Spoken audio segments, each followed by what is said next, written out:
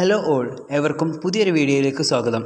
ഇന്ന് നമ്മൾ ചർച്ച ചെയ്യാൻ പോകുന്നത് ഹിസ്റ്ററി ഓഫ് ബ്രിട്ടൻ സെക്കൻഡിലെ രണ്ടാമത്തെ ബ്ലോക്കിലെ രണ്ടാമത്തെ യൂണിറ്റായ ചാർട്ടിസം ഡെവലപ്മെൻറ്റ് ഓഫ് പാർട്ടി സിസ്റ്റം എന്ന പാഠഭാഗമാണ്.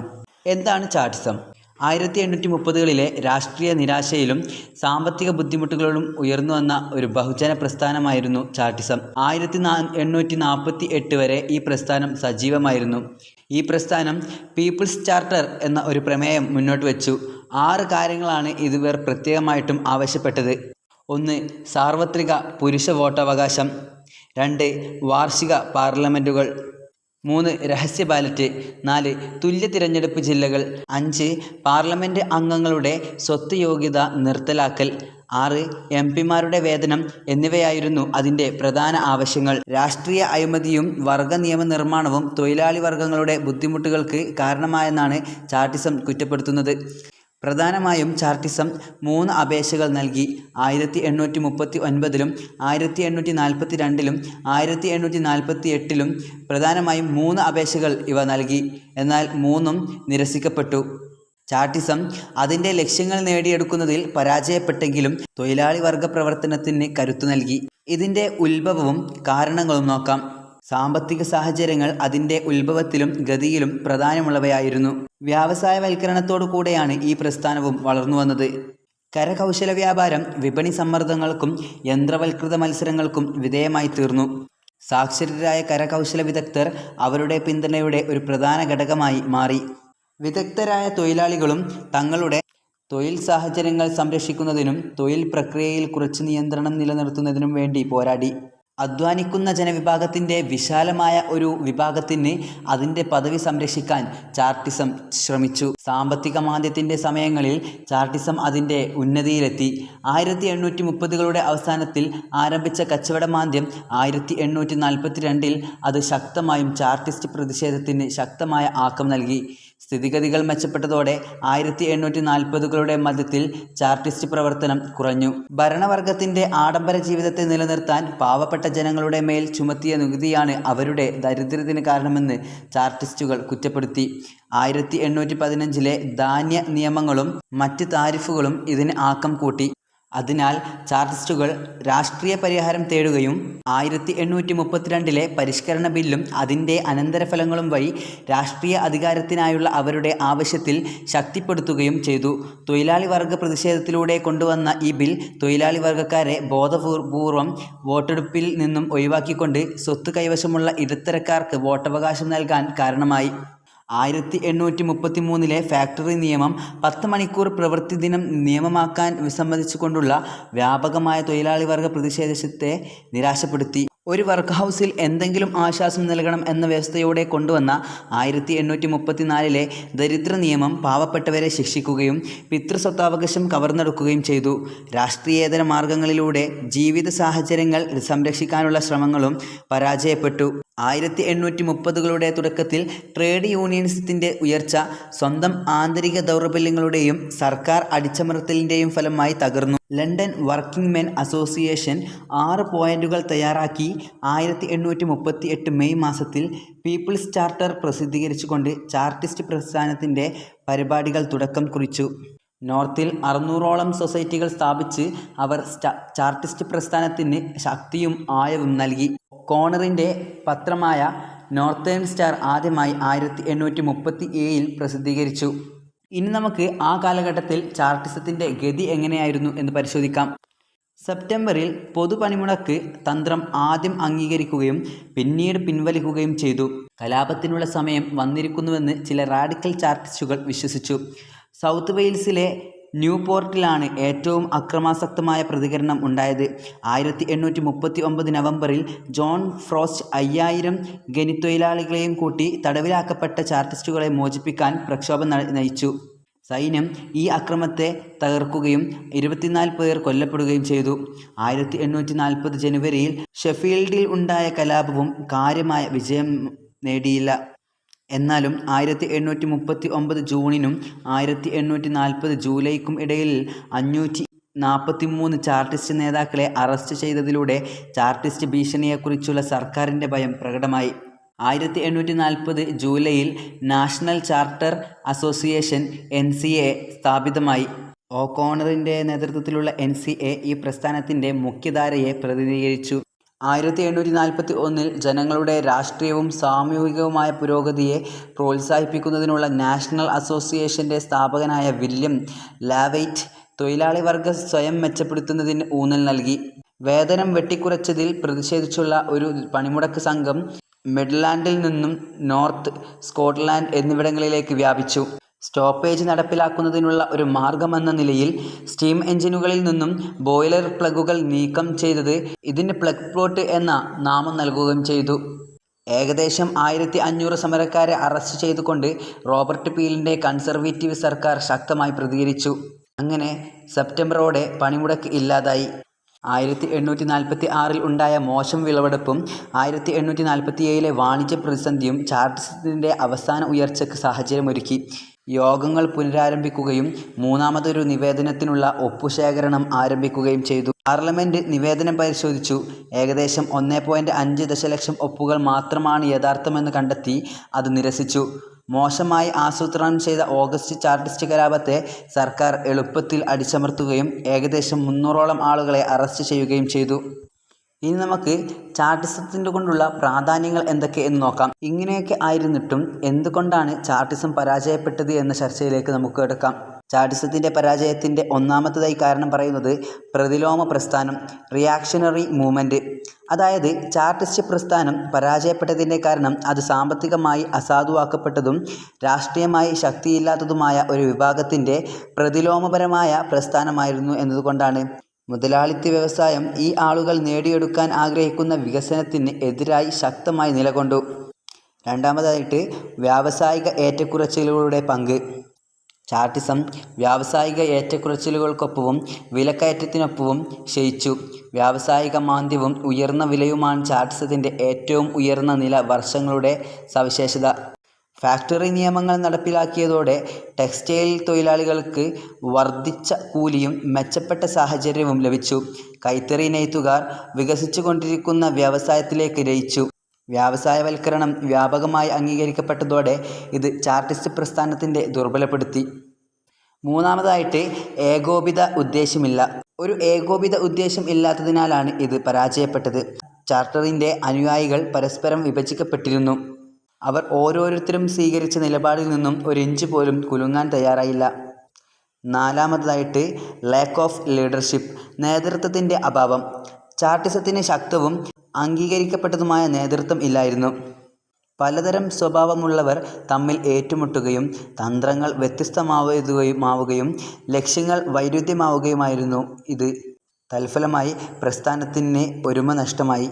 അഞ്ചാമതായിട്ട് മിഡിൽ ക്ലാസ് അവഗണിക്കപ്പെട്ടു. ചാർട്ടിസം പരാജയപ്പെട്ടതിൻ്റെ മറ്റൊരു കാരണം അത് മധ്യവർഗങ്ങളുടെ കരുത്തിനെ അകറ്റി നിർത്തിയതാണ്. മധ്യവർഗ വ്യവസായികൾ രാഷ്ട്രീയവും സാമ്പത്തികവുമായ ശക്തിയോടെ ഉയർന്നു വന്നു. ഓരോ ഘട്ടത്തിലും തൊഴിലാളി വർഗ വിജയത്തിൻ്റെ സാധ്യതയെ കൂടുതൽ വിദൂരമാക്കി. ആറാമതായിട്ട് വ്യവസായത്തിനെതിരെയായ കലാപം. ട്രേഡ് യൂണിയനുകളോ ഓഷ്യാനൈറ്റുകളോ പ്രസ്ഥാനത്തെ പിന്തുണച്ചില്ല. വ്യവസായവൽക്കരണത്തിനെതിരെയായ ഒരു കലാപമായിരുന്നു ചാർട്ടിസം. അതേസമയം അതൊരു സോഷ്യലിസ്റ്റ് പ്രസ്ഥാനമായിരുന്നില്ല. ചാർട്ടിസം പരാജയപ്പെട്ടിട്ടുണ്ടെങ്കിലും പ്രധാനപ്പെട്ട ആവശ്യങ്ങളെല്ലാം അത് നേടിയെടുക്കുകയും ചെയ്തിട്ടുണ്ട്. ഇത്രയൊക്കെയാണ് ചാർട്ടിസത്തെ പറ്റി പറയാനുള്ളത്. ഇനി നമുക്ക് ഇംഗ്ലണ്ടിലെ പാർട്ടി സംവിധാനത്തെക്കുറിച്ച് ചർച്ച ചെയ്യാം. ഇംഗ്ലണ്ടിൽ നിലവിൽ പാർലമെൻ്ററി അല്ലെങ്കിൽ ക്യാബിനറ്റ് ഭരണകൂടം നിലവിലുണ്ട്. അത് രാജാവോ രാജ്ഞിയോ സർക്കാരിൻ്റെ നാമമാത്രമായ തലവൻ മാത്രമാണെന്ന് സൂചിപ്പിക്കുന്നു. അതേസമയം പ്രധാനമന്ത്രിയുടെ നേതൃത്വത്തിൽ ഹൗസ് ഓഫ് കോമൺസിലെ ഭൂരിപക്ഷ പാർട്ടിയിൽ നിന്നും തിരഞ്ഞെടുക്കപ്പെടുന്ന ക്യാബിനറ്റോ മന്ത്രിമാരോ ഹൗസ് ഓഫ് കോമൺസിന് വ്യക്തിഗതമായും കൂട്ടമായും ഉത്തരവാദിത്തമുള്ള മന്ത്രിയും രാജ്യത്തെ യഥാർത്ഥ എക്സിക്യൂട്ടീവ് അധികാരം വിനിയോഗിക്കും. ഇങ്ങനെയാണ് അവിടുത്തെ പാർട്ടി സംവിധാനം. അവിടെയുണ്ടായിരുന്ന പ്രധാന രണ്ട് ടീമുകളാണ് ടോറികളും വിഗുകളും. വിഗ് ആധിപത്യം. 1714 മുതൽ 1760 വരെയുള്ള 50 വർഷക്കാലം ഭരണത്തിൻ്റെ കടിഞ്ഞാൺ വിക്സിൻ്റെ കൈകളിൽ ആയിരുന്നു. ജോർജ് ഒന്നാമനും ജോർജ് രണ്ടാമനും ഇംഗ്ലീഷ് ഭാഷ സംസാരിക്കാനോ മനസ്സിലാക്കാനോ കഴിഞ്ഞിരുന്നില്ല. ഇംഗ്ലീഷ് രാഷ്ട്രീയത്തിലും ഭരണത്തിലും അവർക്ക് താൽപ്പര്യമില്ലായിരുന്നു. കിരീടത്തിൻ്റെ അതിവിശാലമായ അധികാരങ്ങൾ പ്രയോഗിക്കാൻ വിഗുകൾ അവരെ അനുവദിച്ചു. വിക്സിൻ്റെ പിന്തുണ കൊണ്ടാണ് തങ്ങൾ ഇംഗ്ലീഷ് സിംഹാസനത്തിൽ വിജയിച്ചതെന്ന് അവർക്കറിയാമായിരുന്നു. അതിനാൽ ഈ പിന്തുണയ്ക്ക് പകരമായി അവർ വിഗുകാർക്ക് നിരവധി സ്ഥാനങ്ങൾ നൽകി. സഭയിലും രാജ്യത്തും പ്രാധാന്യമുള്ള എല്ലാ തസ്തികകളിലും വിഗുകളെ നിയമിച്ചു. അതുകൊണ്ടാണ് 1714 മുതൽ 1760 വരെയുള്ള കാലഘട്ടം വിക്സിൻ്റെ സുവർണ കാലഘട്ടം, അല്ലെങ്കിൽ വിഗ് അസൻഡൻസി, അല്ലെങ്കിൽ വിഗ് സുപ്രീമസിയുടെ കാലഘട്ടം എന്നൊക്കെ അറിയപ്പെടുന്നത്. ഇതിനെ വിഗ് ഒലിഗാർക്കി എന്നും വിളിക്കുന്നു. കൈക്കൂലി, അഴിമതി, രക്ഷാകർതൃ അധികാരം എന്നിവയിലൂടെ ഹൗസ് ഓഫ് കോമൺസിൽ ഭൂരിപക്ഷം അവർ കൈകാര്യം ചെയ്തു. ഇനി ഇംഗ്ലണ്ടിലെ പാർട്ടി ഭരണ സംവിധാനം സ്ഥാപിക്കുന്നതിനെപ്പറ്റി നമുക്ക് ചർച്ച ചെയ്യാം. വിഗ് ഒലിഗാർക്കിയുടെ കീഴിലാണ് ഇംഗ്ലണ്ടിൽ പാർട്ടി സംവിധാനം പൂർണ്ണമായും സ്ഥാപിതമായത്. പുതിയ രാജാവായ ജോർജ് ഒന്നാമൻ്റെ എല്ലാ മന്ത്രിമാരെയും വിഗ് പാർട്ടിയിൽ നിന്ന് അദ്ദേഹം തിരഞ്ഞെടുത്തു. കാരണം ടോറി പാർട്ടി അദ്ദേഹത്തിൻ്റെ പിന്തുടർച്ചയെ എതിർത്തിരുന്നു. മാത്രമല്ല ഹൗസ് ഓഫ് ലോർഡ്സിൽ വിഗ് പാർട്ടിക്ക് ഭൂരിപക്ഷം ഉണ്ടായിരുന്നു. ഭൂരിപക്ഷ പാർട്ടിയിൽ നിന്നും മന്ത്രിമാരെ തിരഞ്ഞെടുക്കുന്ന രീതി വില്യം മൂന്നാമൻ ആരംഭിച്ചതാണ്. ഇവർക്കൊക്കെ നേരെ എതിരായിരുന്നു ജോർജ് മൂന്നാമൻ്റെ കീഴിലുള്ള പാർട്ടി സംവിധാനം. 1760 ജോർജ് മൂന്നാമൻ്റെ ഇംഗ്ലീഷ് സിംഹാസനത്തിൽ പ്രവേശിച്ചതോടെ രാഷ്ട്രീയ സാഹചര്യത്തിൽ വലിയ മാറ്റമുണ്ടായി. പാർട്ടി സമ്പ്രദായം ഇല്ലാതാക്കാനും വിഗ് പ്രയോഗിച്ച രാഷ്ട്രീയ അധികാരത്തിൻ്റെ കുത്തക തകർക്കാനും അദ്ദേഹം തീരുമാനിച്ചു. ഒരു യഥാർത്ഥ രാജാവ് ആകാനും പാർട്ടി ഭൂരിപക്ഷത്തിൻ്റെ പരിഗണനയില്ലാതെ തൻ്റെ മന്ത്രിമാരെ തിരഞ്ഞെടുക്കാനും അദ്ദേഹം ആഗ്രഹിച്ചു. വിക്സിൻ്റെ നീണ്ട ഭരണം അവരുടെ സ്വന്തം അണികളിൽ വിഭാഗീയതയ്ക്ക് കാരണമായി. അതിനാൽ വിക്സിനെ അധികാരത്തിൽ നിന്നും നീക്കം ചെയ്യാൻ ജോർജ് മൂന്നാമൻ ശ്രമിച്ചു. അദ്ദേഹം പീറ്റ് ദി എൻഡറെ നീക്കം ചെയ്യുകയും ടോറി മന്ത്രിമാരെ നിയമിക്കുകയും ചെയ്തു. ജോർജ് മൂന്നാമൻ വിഗിൽ നിന്ന് എല്ലാ അധികാരങ്ങളെയും എടുത്തുകളയുകയും അദ്ദേഹം കൊട്ടാരത്തിലെ ആളുകളെ സ്വന്തം ബാറ്ററിന് ചുറ്റും അണിനിരത്തി ദി കിങ്സ് ഫ്രണ്ട്സ് എന്ന പേരിൽ സ്വന്തം രാഷ്ട്രീയ പാർട്ടി സംഘടിപ്പിച്ചു. ഈ പാർട്ടിയിലെ അംഗങ്ങൾ പാർലമെൻറ്റിൽ രാജാവിനെ പിന്തുണച്ചു. 1770 അദ്ദേഹം ലോർഡ് നോർത്ത് എന്ന ടോറിയെ തൻ്റെ നാമമാത്ര മുഖ്യമന്ത്രിയായി നിയമിച്ചു. അദ്ദേഹത്തിൻ്റെ വ്യക്തിപരമായ ഭരണം 1782 വരെ തുടർന്നു. അത് അവസാനിച്ചതോടെ ദി കിങ്സ് ഫ്രണ്ട്സ് എന്ന പാർട്ടിയും അവസാനിച്ചു. ഈ ഒരു കാലഘട്ടത്തിൽ ധാരാളം പരിഷ്കരണവാദികളുടെ ഉദയവും ഉണ്ടായി. പിറ്റ് ദി യംഗർ പ്രധാനമന്ത്രിയായി നിയമിതനായതോടെ 1783 ഇംഗ്ലണ്ടിൽ വീണ്ടും പാർട്ടി സംവിധാനം പുനഃസ്ഥാപിച്ചു. അദ്ദേഹത്തിൻ്റെ ടോറി മന്ത്രാലയം 17 വർഷം അധികാരത്തിൽ നിന്നു. ജോർജ് മൂന്നാമൻ്റെ വ്യക്തിപരമായ ഭരണകാലത്തിന് എതിരായിട്ട് ധാരാളം പ്രതികരണങ്ങൾ ഉണ്ടായി. ഭരണഘടനാ പരിഷ്കാരങ്ങൾ ആവശ്യപ്പെട്ട് ഒരു റാഡിക്കൽ പാർട്ടി സംഘടിപ്പിച്ചു. 1832 ആദ്യ പരിഷ്കരണ നിയമം പാസാക്കിയതിനു ശേഷം വിക്സും ടോറികളും യഥാക്രമം ലിബറലും യാഥാസ്ഥികരും ആയി നിയോഗിക്കപ്പെട്ടു. ലിബറലുകൾ സാമൂഹികവും പാർലമെൻ്ററി പരിഷ്കാരങ്ങളും വേണമെന്ന് വാദിക്കുകയും യാഥാസ്ഥിതികർ സാമ്രാജ്യത്തെ അനുകൂലിക്കുന്ന ഈ പരിഷ്കാരങ്ങളെയും ആക്രമണാത്മക യുദ്ധങ്ങളെയും എതിർക്കുകയും ചെയ്തു. പിന്നീട് ടോറി പാർട്ടി എന്ന പേര് മാറ്റി കൺസർവേറ്റീവ് പാർട്ടി എന്ന പേര് നൽകി. ഡിസ്രേലിയുടെയും ഗ്ലാഡ്സ്റ്റോണിൻ്റെയും കാലത്ത് ഇരു പാർട്ടികളും തമ്മിലുള്ള മത്സരം അതിൻ്റെ പാരമ്യത്തിലെത്തി. 1868 1885 ഇടയിൽ വിവിധ ഇടവേളകൾക്ക് ശേഷം പരസ്പരം പിൻഗാമികളായി വരുന്ന ഇംഗ്ലണ്ടിലെ ഏറ്റവും ശ്രദ്ധേയവും വിശിഷ്ടവുമായ പ്രധാനമന്ത്രിമാരായിരുന്നു അവർ. ഡിസ്രേലി അടിസ്ഥാനപരമായി ഒരു സംരക്ഷണവാദിയായിരുന്നു. അതേസമയം ഗ്ലാഡ്സ്റ്റോൺ ഒരു ഉറച്ച സ്വതന്ത്ര വ്യാപാരിയും. ഡിസ്രേലി ശക്തമായ നയം പിന്തുടരുകയും കോളനികളെ മാതൃരാജ്യത്തോട് അടുപ്പിക്കുകയും ചെയ്തു. ഇംഗ്ലണ്ടിൻ്റെ താൽപ്പര്യങ്ങളും അന്തസ്സും സംരക്ഷിക്കുന്നതിനായി ആവശ്യമെങ്കിൽ യുദ്ധം നടത്താൻ പോലും ഡിസ്രേലി തയ്യാറായി. ഇനി നമുക്ക് ലിബറൽ പാർട്ടിയുടെ പതനവും ലേബർ പാർട്ടിയുടെ ഉയർച്ചയും ചർച്ച ചെയ്യാം. 20-ാം നൂറ്റാണ്ടിൻ്റെ വരവ് രാഷ്ട്രീയ രംഗത്ത് സമാന്തരവും സുസ്ഥിരവുമായ രണ്ട് സംഭാവനകൾക്ക് സാക്ഷ്യം വഹിച്ചു. ഒരു വശത്ത് ലിബറൽ പാർട്ടി ക്ഷയിച്ചുകൊണ്ടിരുന്നു, മറുവശത്ത് ഒരു പുതിയ പാർട്ടി, അതായത് ലേബർ പാർട്ടി ഉയർന്നു വരികയും ചെയ്തു. 1906 ലിബറലുകൾ ഭൂരിപക്ഷ പാർട്ടിയായി പാർലമെൻറ്റിൽ പ്രവേശിച്ചു. ഒന്നാം ലോക മഹായുദ്ധം പൊട്ടിപ്പുറപ്പെടുന്നതിന് വരെ അവരുടെ സർക്കാർ അധികാരത്തിൽ തുടർന്നു. ഇതിനിടയിൽ കൺസർവേറ്റീവുകൾ ശക്തി പ്രാപിക്കുകയും 1922-ലും 1924-ലും അവർ ഗവൺമെൻറ്റുകൾ രൂപീകരിക്കുകയും ചെയ്തു. ക്രമേണ പാർലമെൻറ്റിൻ്റെ ലിബറൽ അംഗങ്ങളുടെ എണ്ണം കുറഞ്ഞുകൊണ്ടിരുന്നു. ലിബറൽ പാർട്ടിയുടെ അവസാന തകർച്ചയും ശിഥിലീകരണവും 1931-ൽ ആരംഭിച്ചു. 19-ാം നൂറ്റാണ്ടിൻ്റെ അവസാനത്തിൽ ഇംഗ്ലണ്ടിൻ്റെ ആഭ്യന്തര രാഷ്ട്രീയത്തിൽ വലിയ മാറ്റം വന്നു. തൊഴിലാളി വർഗങ്ങൾ തങ്ങളുടെ പരാതികളെക്കുറിച്ച് കൂടുതൽ ബോധവാന്മാരായി. അവർ സ്വന്തം അധികാരങ്ങളെക്കുറിച്ച് ബോധവാന്മാരാവുകയും ലേബർ പാർട്ടി എന്നറിയപ്പെടുന്ന ഒരു രാഷ്ട്രീയ പാർട്ടിയായി സ്വയം സംഘടിപ്പിക്കാൻ തുടങ്ങുകയും ചെയ്തു. ഈ പാർട്ടി ക്രമേണ ഇംഗ്ലീഷ് രാഷ്ട്രീയത്തിലെ ഒരു ശക്തമായ ഘടകമായി മാറി. 1892-ൽ സ്വതന്ത്ര ലേബർ പാർട്ടി സ്ഥാനാർത്ഥിയായി ജെയിംസ് കീറ്റ് ഹെൻറി തിരഞ്ഞെടുക്കപ്പെട്ടു. 1906-ലെ പൊതുതിരഞ്ഞെടുപ്പിന് ശേഷം ലേബർ പാർട്ടി പാർലമെൻറ്റിൽ പ്രവേശിച്ചു. അത് അതിൻ്റെ സുപ്രധാന വിജയത്തിൻ്റെ സൂചനയായിരുന്നു. ലിബറൽ പാർട്ടി ലേബർ പാർട്ടിയിലേക്ക് പിന്തുണ നൽകുകയും ചെയ്തു. 1910 തിരഞ്ഞെടുപ്പിൽ ലേബർ പാർട്ടി 40-42 സീറ്റുകൾ നേടി. തുടർച്ചയായി നടന്ന തെരഞ്ഞെടുപ്പുകളിൽ ലേബർ പാർട്ടിക്ക് പാർലമെൻറ്റ് സീറ്റുകൾ വർദ്ധിച്ചു.